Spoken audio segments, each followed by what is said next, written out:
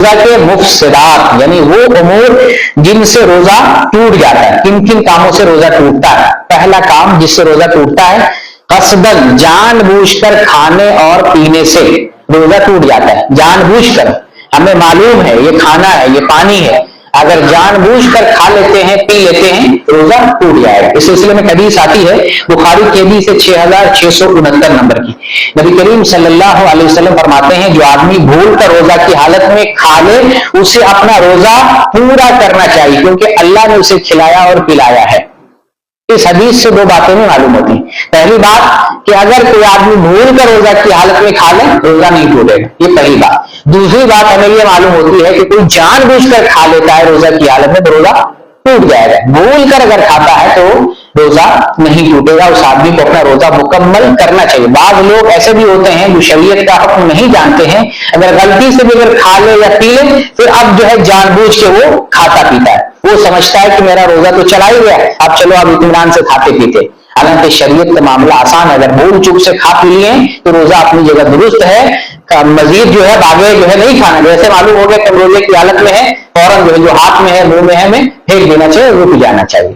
تو اس سے روزہ پر کوئی فرق نہیں پڑتا ہے. روزے کی حالت میں دن میں اگر کوئی آدمی بیوی سے ہم مستری کر لیتا ہے، جمع کر لیتا ہے تو روزہ ٹوٹ جاتا ہے. اس سے ایسے آدمی پر قضا ہے اور کفارہ ہے. قضا ہے اور کفارہ ہے. قضا کا مطلب اس روزے کی قضا اور کفارہ کا مطلب اس نے جو غلطی کی ہے اس کی تلافی کے لیے اس کے اوپر جرمانہ دینا ہے.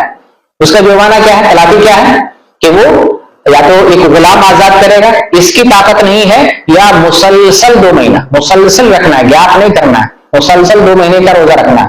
اور اگر مسلسل 2 مہینے کا روزہ نہیں رکھ سکتا ہے تو 60 مسکین کو وہ کھانا کھلائے گا. تو قضا ہے، کفارہ ہے. ساتھ ساتھ ایسے بندے کو توبہ بھی کرنا چاہیے کیونکہ روزہ کی حالت میں گناہ کا کام کیا ہے. جس چیز سے اللہ تعالیٰ نے روزہ کی حالت میں منع فرمایا ہے وہ کام کیا ہے، ایسے آدمی کو توبہ بھی کرنا چاہیے. اور روزے کی حالت میں اگر قصدن قے کرتا ہے تو روزہ ٹوٹ جائے گا. لیکن قصدن قے نہیں کرتا ہے، آپ کو خود قے آ جائے تو اس سے روزہ نہیں ٹوٹے گا. اس سلسلے میں حدیث آتی ہے جو ابو داؤد کی ہے. نبی کریم صلی اللہ علیہ وسلم فرماتے ہیں جس کو بے اختیار قے آ گئی اس کے اوپر قضا نہیں ہے، لیکن جس نے عمدن قے کیا ہے اس کے اوپر قضا ہے. اس حدیث سے ہمیں معلوم ہوتا ہے کہ جان بوجھ کر قے کرنے سے روزہ ٹوٹ جائے گا. لیکن اگر جان بوجھ کے قے نہیں کرتے، آپ خود قے آ جائے، الٹی آ جائے تو اس سے روزہ نہیں ٹوٹے گا، آپ کا روزہ درست مانا جائے گا. اسی طریقے سے روزہ ٹوٹنے والی باتوں میں سے ایک چوتھی چیز ہے روزہ کی حالت میں حیض اور نفاس کا آنا. روزہ کی حالت میں عورت کی ماہواری شروع ہو جائے تو روزہ ٹوٹ جاتا ہے، یا نفاس آ جائے بچے کا تولد ہو تو روزہ ٹوٹ جاتا ہے. اب عورت کو کھانے پینے سے رکنے کی کوئی ضرورت نہیں. دن میں کسی ٹائم ماہواری شروع ہو گئی تو بعض عورتیں سمجھتی ہیں کہ اب مغرب تک ہمیں بھوکے ہی رہنا، یہ ضروری نہیں. روزہ ٹوٹ گیا، آپ روزے کی حالت میں نہیں ہے، کھا پی سکتے، کوئی حرج کی بات نہیں ہے.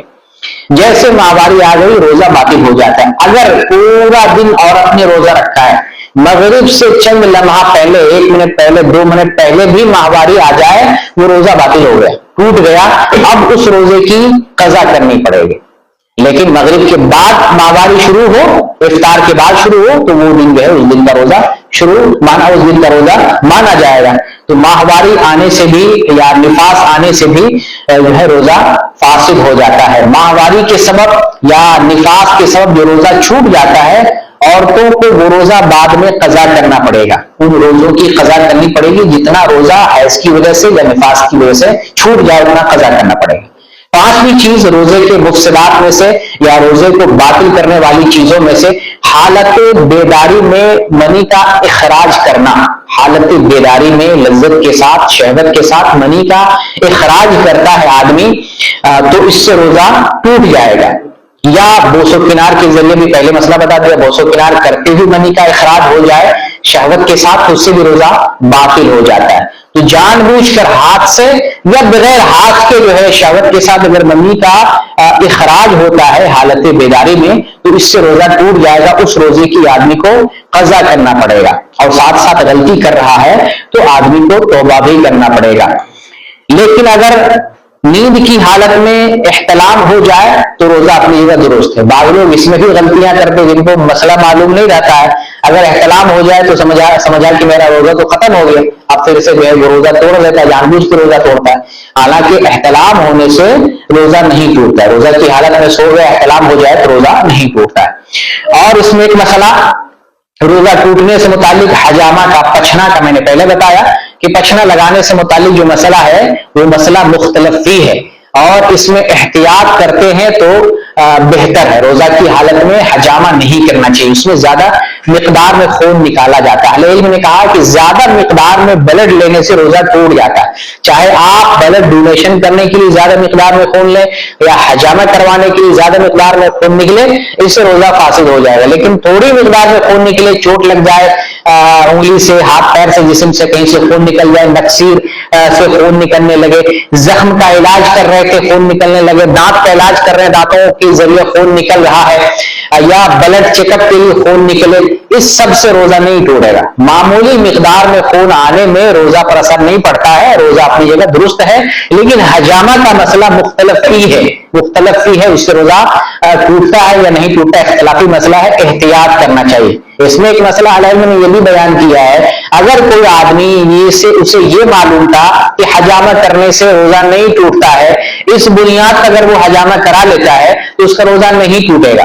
क्यों नहीं टूटेगा? वो अपने इल्म की बुनियाद पर उसने अमल किया है, और चूंकि इख्तिलाफी मसला है, लेकिन जो है जिस बंदे को ये मसला यकीनी तौर पर मालूम है कि ये इख्तिलाफी मसला, इससे रोजा टूटने वाली बात भी जो है मकबूल है, तो फिर ऐसे आदमी को परहेज करना चाहिए। और एक सातवीं चीज है, रोजा की हालत में खाने पीने वाला मसला तो बता दिया। खाने पीने की कबील की कोई चीज इस्तेमाल करते हैं तो भी उससे रोजा टूट जाएगा।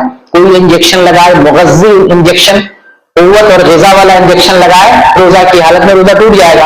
औजार का इस्तेमाल करें, जैसे मेडिकल चेकअप के लिए आगे या पीछे या मुंह के जरिए ऐसे आलात दाखिल किए जिसमें अदविया का इस्तेमाल होता है, ग़िज़ा का इस्तेमाल होता है, जिसमें ग़िज़ाई ताकत होती है, अगर ऐसे औजार का इस्तेमाल करके मैदे तक वो औजार पहुंचाया जाता है, आपका रोजा टूट जाएगा।